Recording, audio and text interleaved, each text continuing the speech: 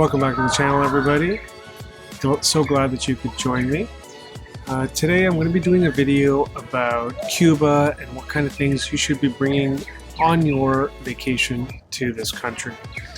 As most of you are aware, Cuba is under US sanctions. Oftentimes there's a lot of shortages here. There's a fair bit of poverty as well. But the people are absolutely amazing, very warm, hospitable. And when you come to a resort, and I'm at the Grand Memories Joaquin today, it's an amazing time because the people make the experience so much, so enjoyable. So in today's video, I'm going to be going through and talking about some things that you definitely need to make sure you bring when you come here. If you're coming from Canada or Europe, you should be able to find most of the items I'm going to mention fairly readily, right? One big thing is definitely if you are a person that enjoys spice or uses a lot of condiments, you definitely want to bring some of that. So what I found at this resort is while they have different types of condiments, the flavors may not be exactly what you're used to. The mustard here is quite strong with a little bit of a tangy taste, and I quite enjoy it, but not everybody may. It may not be up to everybody's taste buds.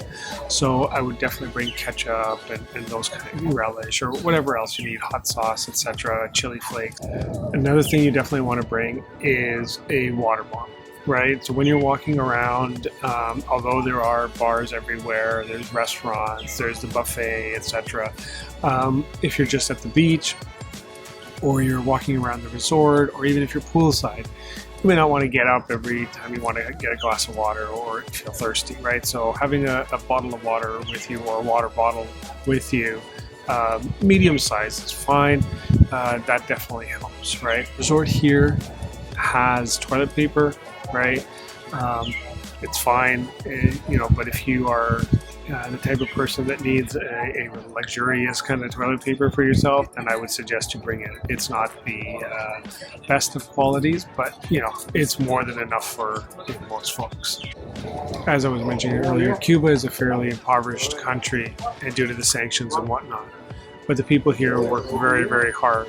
And as you can see by the gentleman behind me who's working on the landscaping here at the resort, they provide a service for us as vacationers when we come down here. That's a nice escape for us from our daily lives, and a really relaxing and fun time, right? So whether it be the person at the bar who's serving you drinks, or the person in the buffet line who's making you omelets in the morning, or frying fish or pizza, or whatever it is that they're making for you, or your servers that are bringing you anything at all. It's always good to tip them, right? For that good service. They prefer that you bring US dollars or Canadian, as well as Euro. All three of those currencies are readily accepted here and preferred, to be quite frank.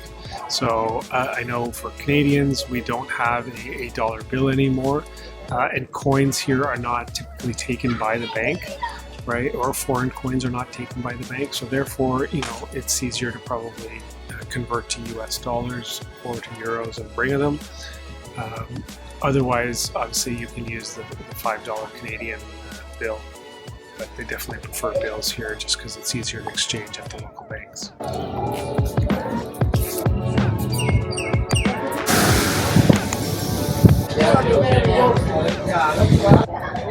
So even though it's winter time, right? It's quite warm here. I think the temperature at the moment is running about 28 degrees.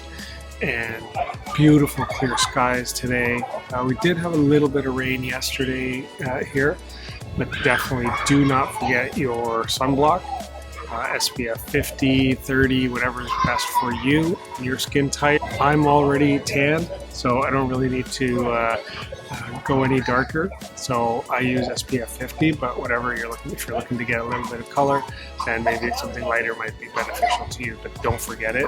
And I found that, you know, I don't know if you can see it on camera or not, but I have been absolutely eaten alive by mosquitoes while down here so far.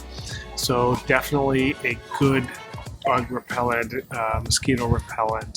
The repellent that I brought has been working okay, but I'm going through a fair bit of it because there is so many mosquitoes. So keep that in mind depending when you're coming. Sometimes if the wind is strong, you may not get as many, but it's been fairly still with a light breeze, as you can maybe tell with the trees swaying a bit in the background.